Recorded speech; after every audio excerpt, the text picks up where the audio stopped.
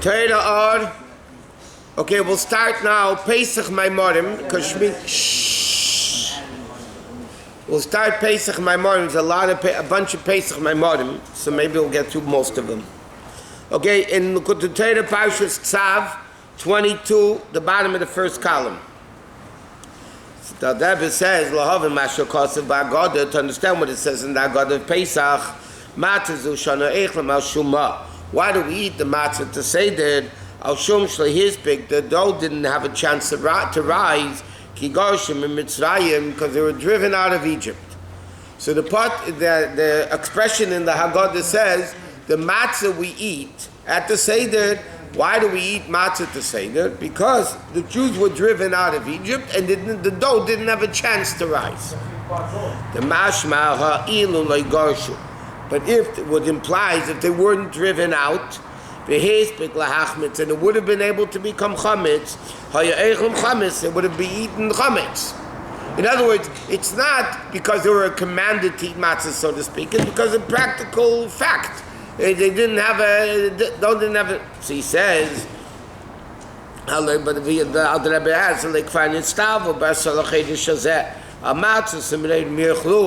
but the Jews were anyway commanded beforehand in Egypt, before they even left, on the 10th day, or they were commanded on the first day, whatever. They were commanded to eat matzah. It said matzah mitzrayim yechlu. The gam the day that's nestav shivas yam sali matzah v'teicha. So it says anyway they were commanded to eat matzah. So even if they did have a chance for the dough to rise, they couldn't eat chametz anyway. They had to eat matzah. So why are we saying in the Haggadah that we eat the matzah because they were driven out of Egypt? The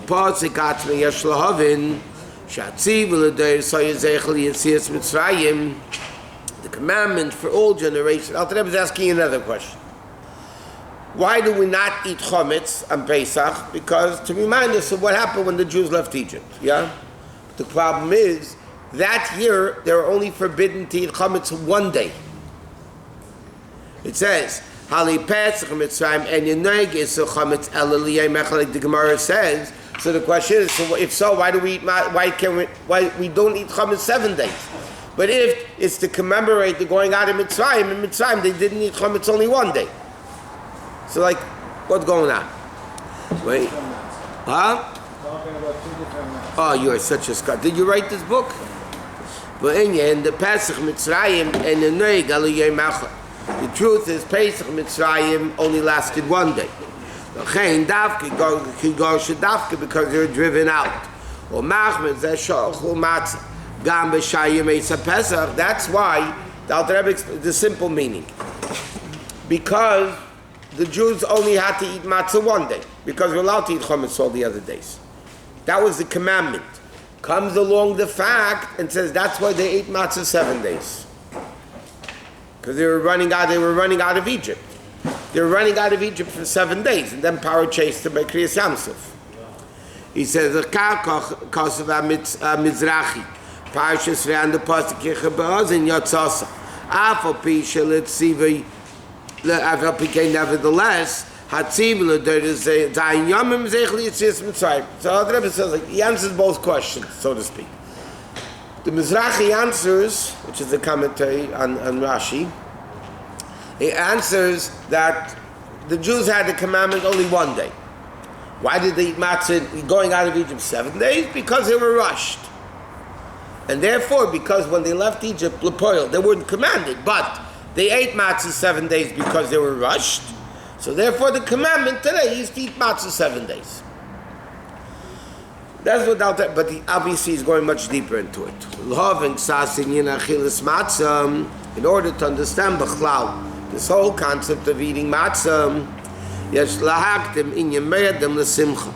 to understand, Mayadim l'simcha means the Chagim for simcha. The primary level concept of Yom Tif is simcha. Like it says, "V'samachta b'chagecha k'sha'oz uzman gili meichen de'ema." That's when the revelation of Bina is revealed, like it says in Hallel. Meshiv Yakeres Abayis Eima Banim Smecha. Okay, now the Rebbe is going to explain like this. The difference between Shabbos and Yom Tiv, Shabbos is not Simcha. Shabbos is the Karasa La Shabbos Einig, pleasure. The halachic difference. Yom Tiv Itzav is Samachta B'Chagecha. There's a level of Simcha. Shabbos is not Simcha. Shabbos is Einig. What's the difference in spiritual levels between Einig and Simcha? So it says in Hallel, Eima Banim Smecha. Okay? Eima Banim Smecha means Simcha is the level of Bina. Eima Banim, Banim is Bina. Eima Banim is Simcha, is the level of Bina. So Yom Tiv is a revelation of Bina, so therefore it's the level of Simcha. Shabbos, you're going to say, is the higher level of Chochma, Einig. Let's see it inside. V'nei Shabbos hu gili meichen da'aba. V'em yeser al yainim, v'ein sham b'chinas gili simcha k'vi Yom Tiv. In other words, we know Shabbos is greater than Yom Tiv. Why?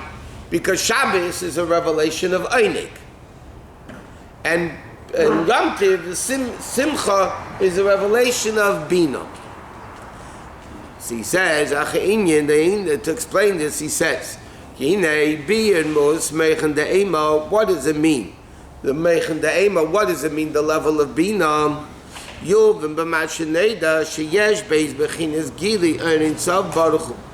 To understand what does it mean, the level of Bina, in Meichen De'ema, which is Meichen of Bina, he says we need to understand this following. There's generally speaking two types of revelations of Elokus in the world.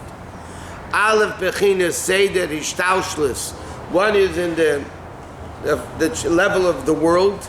The Seder Madrege Shem Bechinas Hamshachem Me'ila Le'ila Ha'ara V'Hara Da'Hara. Okay, there's one level of Elokus which is called Ila and Olu, cause and effect. That's the level of worlds, Ishtaushlis. Chochmah comes into Bina, Bina into Das, Das into Chesed, Gvura, Teferes, then into the next world, and so on. That's a level of Ishtaushlis. Ishtaushlis means literally a chain. So what does it mean, a chain of the world? Link A goes into link B, and link B into, so there's cause and effect. They're all interconnected. Commercial, Seichel b'midas, u'midas b'machshava. Like for instance, Seichel goes into midas, meaning Seichel is the cause of midas. Therefore, based on your Seichel is what type of midah you have. If midas are based, a little kid has a little midah, different type. So the fact that Seichel, your midas are according to the Seichel, that means it's cause and effect. Based on the Seichel, that's how much midah you have. Shakol b'chinas ishtaushas derech klal is called the yesh miyesh. So cause and effect is yesh, something from something, because they're all interconnected. But then you have beis l'mayla mi'ishtaushlos. Higher than worlds is called yesh mi'ayin mamish. Mi'ayin amuchlet, it comes something from complete nothingness, meaning nothing and something are two opposites. So it's not cause and effect. Based on the cause is the effect you have. It's yesh mi'ayin, it's nothing to do with each other. Where's the bridge? The bridge is happening. In the chain of cause and effect,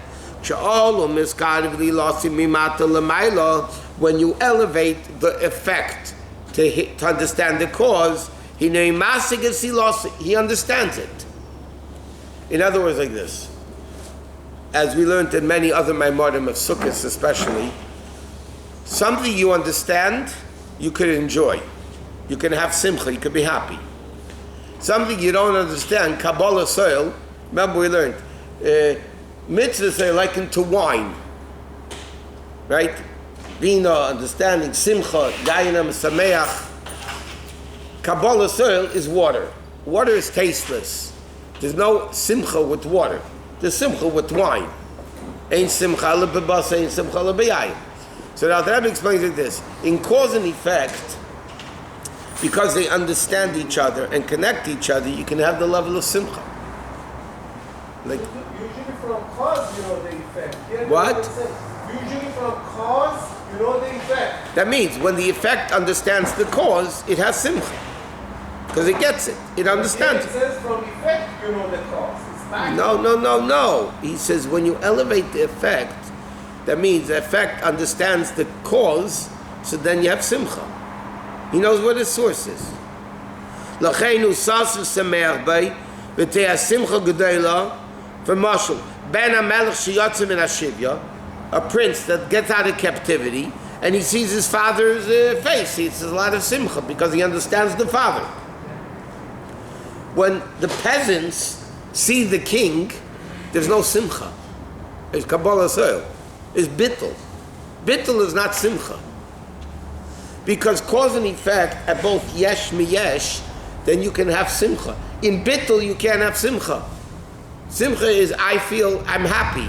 If there's no you, how can you be happy? Kartiya simcha sa'olu bez galus niglis.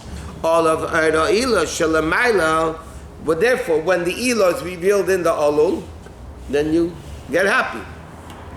The Gemara, like the Zohar says, Rabbi Savu Pan of Shemotza Tesefta Chadeta.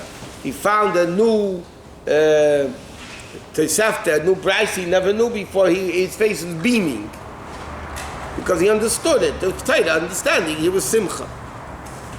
The Maila Tachas Hashayod, because it came down Bishtaushes. And it became a merch, it could have a big difference. And in other words, like this. It's like Elon Olu is when the effect leaves the cause, so that goes into captivity. It's far away from it.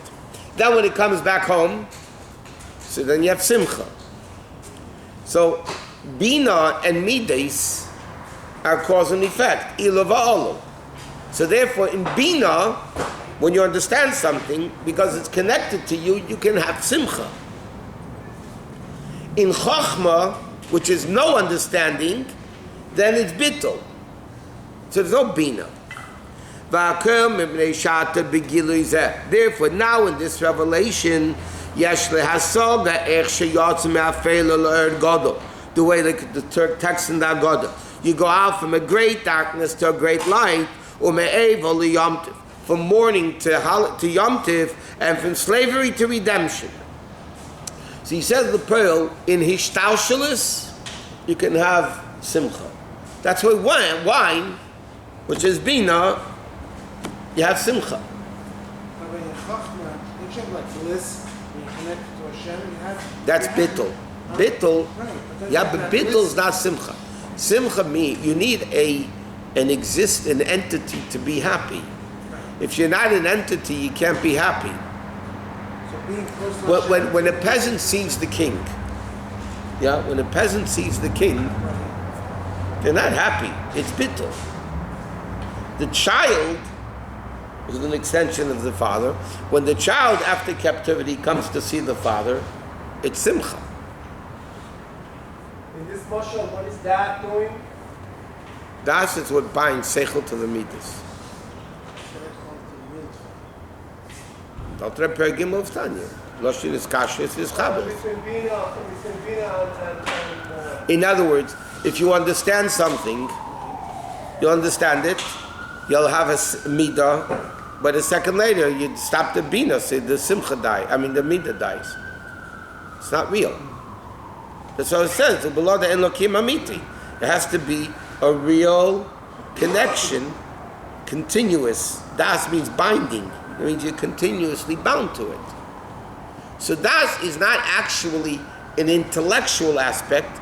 Das is the binding aspect that connects the seichel to the midah. it's a link. Correct.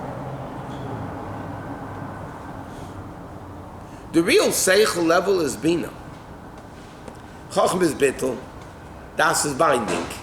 So the real level of understanding is bina, which is understood. Bina is the real understanding. But if somebody has a that helps the Bina connect to the Zav, correct? Correct. Bina to midas. When somebody doesn't have that, the Bina is... They'll have bina, but it won't last. It's like a spot, flighter. There's no fluid. You'll create it, but it's not going to last. That's why das is a very difficult thing. Because das means feeling.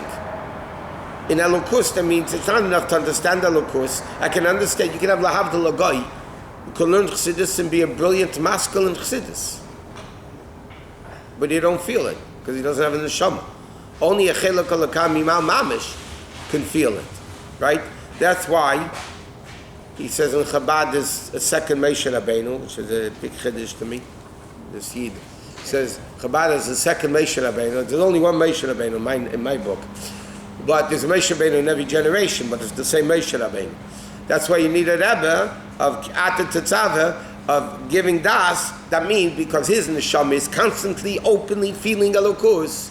Our neshamas don't feel Elokus.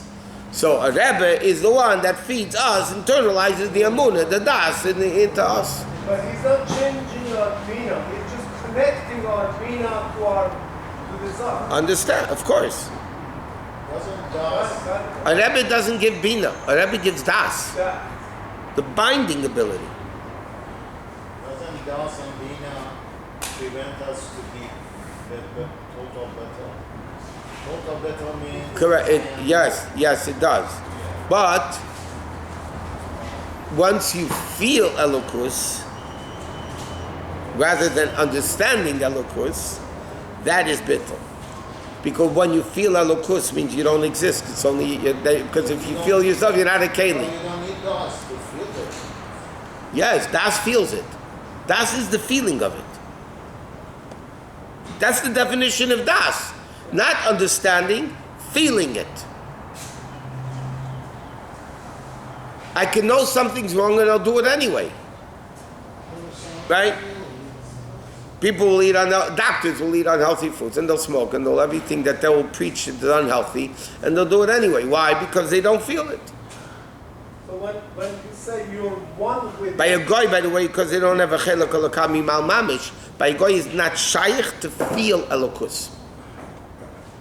It's not shy. They can understand it, but feeling, meaning becoming one, Adam Yadas Chava, becoming one, that only in the neshama. You have to have a neshama to feel it.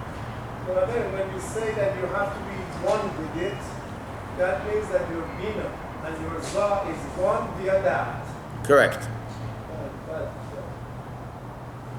But Somebody could learn 10 hours a day in yeshiva.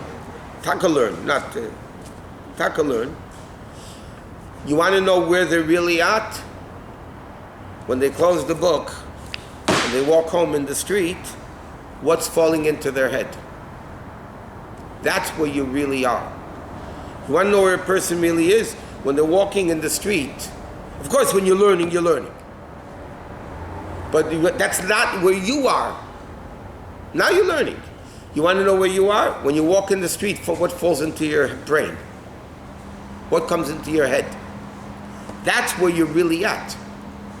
when you're connected to Hashem, when you're learning... You can learn 10 hours a day. Yes? Taka learn. But you close the book and you walk into the street and the learning is not popping into your head, then you're not in the learning. Quantitatively, in quantity, yeah, you did a lot of learning. But another guy can learn a half an hour a day. And that's where his mind is. He's in there. He's in the learning. That's my Kiffin level versus... Correct. What? Rabbi, throughout our history, we're so blessed to have such luminaries, such giants, such geniuses. Nobody ever claimed that they were, any of them, close to any of the prophets. You can't suggest that this is... Tzemach Tzedek was like the second Moshe Rabbeinu. I think it's bordering on being cultist. When you glorify and sanctify someone... The Zohar says, the Zohar is the Tikkun Zohar, which is also part of Zohar, is Pashtusa de Moshe b'chol dara v'dara. There is a Moshe Rabbeinu in every generation. The leader of the generation, the Zohar says, Torah says, is the Moshe Rabbeinu of the generation. Now, if you believe you have a leader, let's say, a rabbinic figure, and you want to believe he's Moshe Rabbeinu, fine. Believe he's Moshe Rabbeinu. Believe whatever you want. You might be wrong, but you can believe it. Mordechai was a Moshe Rabbeinu. I once, Say it louder, I couldn't hear you. Mordechai, Esther and Say it Mordechai. again, I couldn't hear you. Say it Mordechai again. was Moshe What was Rabbeinu. that? not you, Mordechai. He's so smart. Every generation, every generation has a Moshe Rabbeinu. Every generation has a candidate that's fit to be Mashiach. That's what Chazal say. Yes? Now, if there's a candidate for Mashiach in every generation, or there's a candidate, or there is a Moshe Rabbeinu in every generation. Another, let me ask you a question. Mashiach could come any second? Yes. Okay. Does that mean there has to be somebody fit to be it? Yes. Not actually Mashiach, but fit to be Mashiach. Now, if you have your spiritual leader, right? You should think in your mind that he's the Mashiach of the generation. He's the Moshe Rabbeinu of the generation. Because if you don't think so, why is he your leader? Pick somebody else that would be. I can accept that. Okay, That's so hard. there's a Moshe Rabbeinu in every generation. What's the big deal? Zohar says that. It's alluded to in the Medrash. No, but to come and say he's the second Moshe Rabbeinu. Not the second Moshe Rabbeinu. The Moshe Rabbeinu in that generation. I Second. didn't hear second. Whoever said Samach Tzedek is the I second didn't hear Moshe. such a qualification that second generation, second Whoever said that. after generation. I heard Today's that Hayom he Yom. is the one. He's the Moshe Rabbeinu of that generation. of that generation. Yeah. You have a problem with that? No. Okay. Maybe you're the Moshe Rabbeinu of this generation. His name is Moshe. I know that. That's where it starts and ends. No, really. You understand what I'm saying? There's an objective Moshe Rabbeinu of every generation. It's not just a subjective, like I think is, but there's an objective Moshe Rabbeinu of each generation for everybody. There's a Moshe Rabbeinu in each one of us.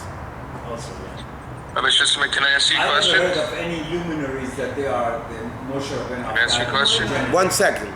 Have you? Of course. Our Rebbe is Moshe Rabbeinu of our generation. What? Our Rebbe is our Moshe Rabbeinu of our I generation. never heard of any followers of many luminaries ever saying that he was the Moshe Rabbeinu of generation. Why? The Medrash says about Mordechai, the Medrash says it about Ezra, the Medrash says it about all the leaders. What did you want, Avram? I just wanted to know, you said you have to believe that your Rebbe is Mashiach? I didn't say you every have to person- believe. I said if he's your Rebbe, you think he's the greatest, then you should be thinking he's Mashiach, no? No, you said if you don't think he's Mashiach, why would you?